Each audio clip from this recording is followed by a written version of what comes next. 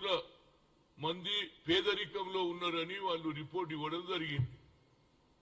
కానీ మా ప్రధానమంత్రి ఏమంటున్నారంటే భారతదేశంలో 25 కోట్ల మందికి బిలో పావర్టీ ఉన్న వారికి ఆర్థిక స్తోమత పెరిగింది, వాళ్ళను పైకి తీసుకొచ్చిన 25 కోట్ల మందిని బిలో పావర్టీ నుంచి తీసుకొచ్చిన అని చెప్పడం అనేది ఇది నవ్వాలనా ఏడవాలనా అని నాకు అర్థమైతే లేదు. ఎక్కడ 25 కోట్ల మందిరా బాబు? ఏదైతే వారణాసిలో నువ్వు పోటీ చేసినటువంటి ప్రాంతంలో ఏదైతే ప్రధానమంత్రి గారు ఒక మహిళ ఏది ఇండ్లు ఇచ్చిండ్రు అనే దాంట్లో ఒక అడ్వర్టైజ్మెంట్ కూడా వచ్చింది. అమ్మాయికి రాలే, ఇల్లు రాలేదు, ఏం రాలేదు, కిరాయికుంటున్నది. ఇలాంటి మాటలు ఎవరికి లాభం చేస్తున్నావు? నివేదికలో కూడా ఉన్నది 5 మంది కొత్త కోటీశ్వర్లు తయారైన ఒక్కొక్కరికి $1,00,000 $2,00,000 లక్షల కోట్ల డాలర్లు పెరిగినాయని చెప్తున్నారు. ఇక్కడ ఎవరికి లాభం చేశావు? ముఖేష్ అంబానీతో ఒకప్పుడు టాప్ లో ఉన్న వ్యక్తి ఇవాళ అదానీ పైకి వచ్చాడు. అంటే కార్పొరేట్ సెక్టర్లకే లాభం చేస్తున్నావు తప్పితే బిలో పావర్టీని ఎక్కడ చూడలే. దానికే నిదర్శనం మణిపూర్ లో పేదరికంలో ఉన్నారాడ, లా అండ్ ఆర్డర్ లేదు. కానీ ప్రధానమంత్రి ఇప్పటి వరకు ఒక్క రోజు రాలే. మే 3 జరిగింది ఇన్సిడెంట్. ఇక్కడ వరకు కూడా అక్కడ నేను మొన్ననే రాహుల్ గాంధీ గారి న్యాయ యాత్రకు పోయినుంటి. అక్కడ తెలిస్తే ఇప్పటి వరకు కూడా బిలో పావర్టీ వాళ్ళు ఉన్నారు. వాళ్లకు లా అండ్ ఆర్డర్ లేదు, ప్రజలకు రక్షణ లేదు. ఇప్పటికే 700-800 మంది చనిపోయారు. కానీ ప్రధానమంత్రికి ఏదైతే కార్పొరేట్ సెక్టర్లకు లాభం చేస్తున్నాడు కానీ పేదలకు ఎక్కడ న్యాయం జరగలే. ఇంతకంటే అబద్ధం ఏంటంటే 25 కోట్ల మంది అట బిలో పావర్టీ నుంచి వాళ్ళ ఆర్థిక స్తోమత పెరిగిందట. అందుగురించి వాళ్ళ ఇన్కమ్ ట్యాక్స్ 2 లక్షల నుంచి 8 లక్షలకు పెంచిండట. ఏడ పెరిగిందిరా బాబు? ఏది ఇతర దేశాల ప్రధానమంత్రులు వచ్చినప్పుడు రోడ్ సైడ్ ల సమ్ ఏరియాలో ఉన్నటువంటి దగ్గర ఒక బోర్డు ఏది వాల్ కట్టిస్తావు ఎవడు చూడకుండా.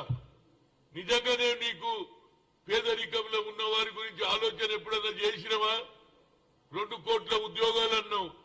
అదేవిధంగా 15 లక్షల ఏది బ్లాక్ మనీ తెస్తానో ఎవరికి ఇచ్చినవురా బాబు? రైతులు almost 1 year minimum support praise ఇవ్వాలని కూర్చుంటే వాళ్ళకి ఇప్పటిదానికా న్యాయం చేయలేదు. ఇంత అబద్ధం అనండి. కేవలం నువ్వు కార్పొరేట్ సెక్టర్లకే లాభం చేస్తున్నావు, పెద్ద పెద్ద భూస్వాములకే లాభం చేస్తున్నావు. పేదరికంలో ఉన్న వారికి ఎక్కడ చూస్తలేవు. ఎక్కడ జరిగిందండి చెప్పండి? నువ్వు డిమానిటైజేషన్ చేసి ఇయ్యాల కూడా కూరగాయలు అమ్ముకునే వాళ్ళు చిన్న చిన్న వ్యాపారస్తులు రోడ్ల మీద ఉన్నారు. నువ్వు దానికి ఇంకా అబద్ధం అనండి. నీ చేతిలో పత్రికలు ఉన్నాయి, మీడియా ఉన్నదని 25 కోట్ల మందిని ఎక్కడ నువ్వు పైకి తీసుకొచ్చినావు నాకైతే ఎక్కడ అర్థమైతే లేదు. బిలో పావర్టీ నువ్వు ఒక పక్క పెట్రోల్ ధర పెంచుతావు, డీజిల్ ధర పెంచుతావు, జీఎస్టీ వేస్తావు. ఇక ఎవడు పైకి వచ్చిండ్రా బాబు? Only corporate sector. Mukesh Ambani మించిపోయిండు అదాని. మొన్నటి వరకు ఏం లేకుండా నువ్వు ప్రధానమంత్రి అయినాక ముఖేష్ అంబానీని మించిపోయిందంటే ఇంతకంటే నిదర్శనం ఏమి కావాలి? ఇది నేను చెప్పిన ఇప్పుడు వరల్డ్ ఎకనామిక్ ఫోరం చెప్పింది. వాళ్ళ నివేదికలు ఇచ్చిన ప్రపంచంలో 500 కోట్ల మంది బిలో పావర్టీ లైన్ ఉంటే ఈయన 25 కోట్ల మంది ఈనాడు ఏది మంచి పరిస్థితికి వచ్చారు, ఎదిగిండ్రు, బిలో పావర్టీ నుంచి మెయిన్ స్ట్రీమ్ కి వచ్చిందని చెప్పడం అనేది ఇంతకంటే అబద్ధం లేదు. నీకు ఇప్పటికి కూడా సమయం లేదు. ఎక్కడికి ఎలక్షన్లలో 3 సార్లు 4 సార్లు వస్తావు. కానీ నువ్వు మణిపూర్ ఒక్క రోజన్నా పోయినావా? అదే రాహుల్ గాంధీ కూడా న్యాయ యాత్ర పెట్టిండు. పేద ప్రజలకు నాగాలాండ్ మణిపూర్ తిరుగుతా ఉన్నాడు. మీరెందుకు పోలే? ఇప్పటి వరకు న్యాయం ఎందుకు చేస్తలేరు? మీరున్నటువంటి ఏదైతే బీజేపీ ముఖ్యమంత్రి అందరు కలిసి అన్ని పార్టీలు కలిసి అన్నాడు ఇక్కడ ప్రెసిడెంట్ రూల్ పెట్టాలంటే ఇంతవరకు పెట్టావు. నీ ముఖ్యమంత్రి ఉన్నటువంటి ప్రాంతంలోనే బీజేపీ ఉన్నటువంటి ప్రాంతంలో ఇంత అన్యాయం జరుగుతున్నది.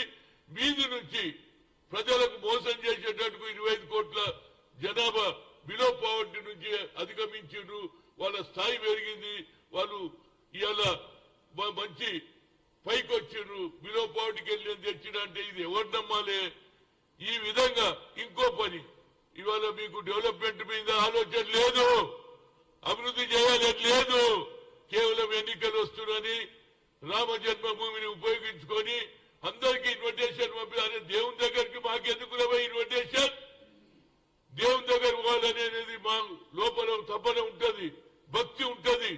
నా పేరే హనుమంతుడు, నాకంటే రాముని కంటే భగవంతుని సేవ చేసేవాడు ఎవడున్నాడు? కేవలం పొలిటికల్ గేమ్స్. అందుగురించే మా రాహుల్ గాంధీ అన్నాడు ఇది పొలిటికల్ గేమ్ అన్నారు. రాముని మీద ప్రేమ కాదు, హిందువుల ఓట్ల గురించే ఈ డ్రామా జరుగుతున్నది.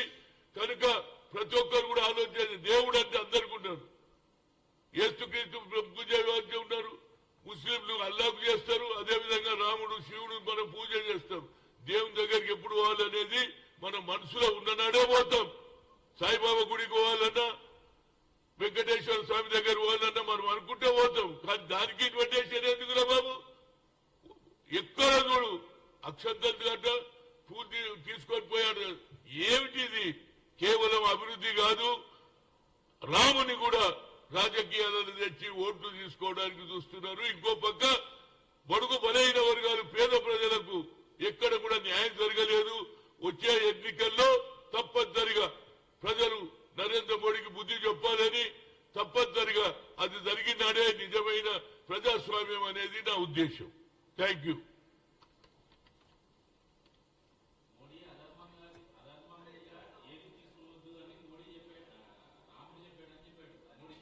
ఏమి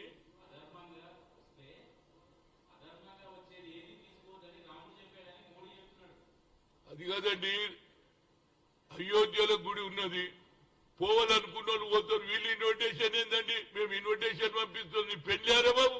నీ కొడుకు పెళ్లిగా అయితే నువ్వు ఇన్విటేషన్ లేకుంటే నీ బిడ్డ పెళ్లి అంటే ఇన్విటేషన్. దేవునికి గుడి కట్టిన అందరు పోతాము, ఇవాళ పోతామా రేపు పోతాము, నువ్వు మాకు ఇన్విటేషన్ ఇచ్చేదేంటి? దాన్ని కూడా పొలిటికల్. అందుకుంచే రాహుల్ గాంధీ అన్నాడు ఇది పొలిటికల్ గేమ్. రాముని మీద ప్రేమ కాదు, ఓట్ల గురించే రాజకీయం, అందుగురించే మేము పోమని అన్నాడు. పోయేటాడు పోతాము, బరాబర్ పోతాం. రాహుల్ గాంధీ ఇప్పుడు ఏదైతే కన్యాకుమారి నుంచి కశ్మీర్ గుడ్లు పోయిండు, గుడ్లలో కూడా దండం పెట్టుకున్నాడు, సిక్కు గుడికి పోయిండు, ఏసుగీతికి పోయిండు, మస్జిద్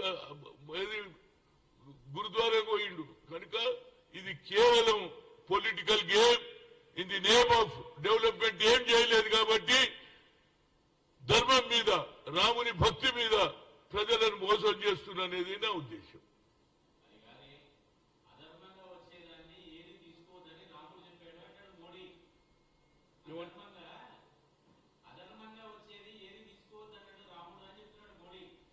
అవునండి, రామునికి మాకు పంచాయతీ పెట్టాలని చూస్తున్నావురా బాబు.